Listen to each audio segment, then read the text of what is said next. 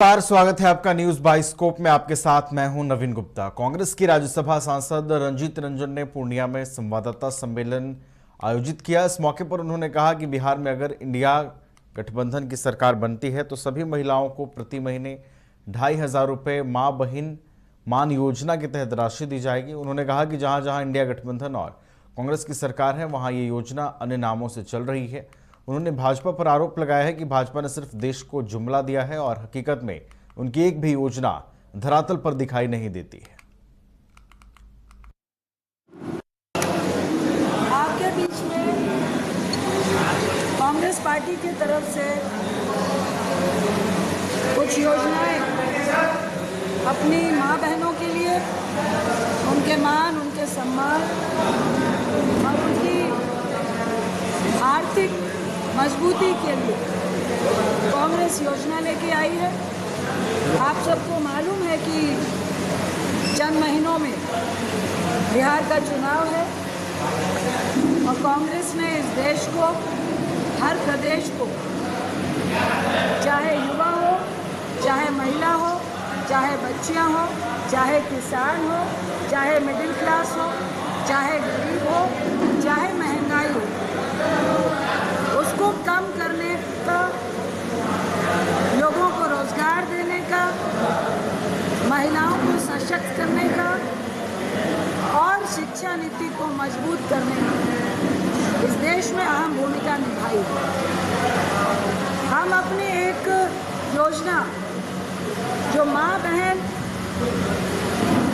मान योजना है, जो बिहार के महिलाओं के जीवन में मुस्कुराहट लेकर आएगी, आज उस योजना का ऐलान अपने पार्टी की तरफ से दिल्ली से चल के आपके बीच आए हैं और आज करीब करीब जिलों में आज हमारी पार्टी इस योजना का अनाउंसमेंट कर रही है, जिसका नाम है माई बहन मान योजना, जिसके तहत हम लोग अपने बच्चियों को, महिलाओं को जो 18 साल से लेकर 60 साल की उम्र तक होंगी, उनको हम लोग 2,500 रुपये महीना देंगे। आपके बीच में निरसा चिरकुंडा के बीसीसीएल एरिया 12 दहीबाड़ी सब स्टेशन के मुख्य द्वार पर झारखंड मुक्ति मोर्चा के बैनर तले विरोध जताते हुए गेट को घंटों तक बंद रखा गया। मौके पर यूनियन के पूर्व सचिव बाबूजान मरांडी ने बताया कि बेलमैन की पोस्ट पर काम करने वाले रामकृष्ण को संडे के दिन भी ड्यूटी करने की फरमान दी गई है, जो पूरी तरह गलत है। संडे को भी काम करना पूरी तरह मजदूर विरोधी है, जिसका विरोध झारखंड मुक्ति मोर्चा करता है और इसी विरोध को लेकर लोगों ने विरोध जताया है।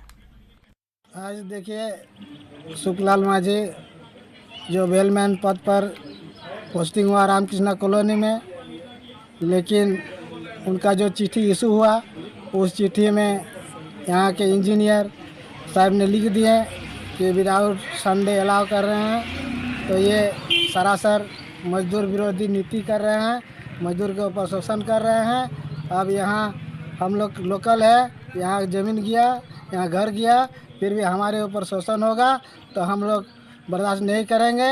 और यदि इस आंदोलन से नहीं चलते हैं मैनेजमेंट, तो और बड़ी आंदोलन किया जाएगा। यहाँ एक ही समस्या नहीं है कि पूरा दहीबाड़ी में जो भी मजदूर कार्यरत है उनसे बहुत बड़ा शोषण किया जाता है, जो हम लोग मजदूर के पक्ष में खड़ा होकर आंदोलन करेंगे और उसका लड़ाई लड़ेंगे। पिछले 3 साल से लेकर 18 लोग सुंदरकांड का पाठ करवा रहे हैं और इस बार महाआरती का आयोजन किए हैं। 7 बजे के आसपास महाआरती इस बार होगा और हर साल के भांति इस साल भी सुंदरकांड का पाठ करवा रहे हैं। क्या प्रसाद वितरण का भी आयोजन? जी, भंडारा का भी आयोजन है। लगभग 300 लीटर दूध का खीर बन रहा है और पूरी सब्जी हलवा का भंडारा हो रहा है। इसमें हजारों हजार की संख्या में भक्त आएंगे। आरती का इंतजार हो रहा है।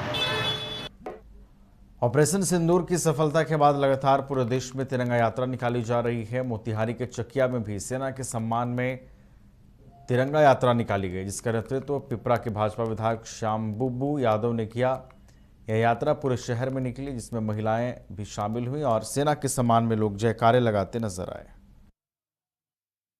ये सेना के सम्मान में पूरे देश में तिरंगा यात्रा निकाला जा रहा है। आज चकिया में भी देश के सेना के सम्मान में आज तिरंगा यात्रा निकाला गया है और बहुत भव्य तिरंगा यात्रा निकाला गया है।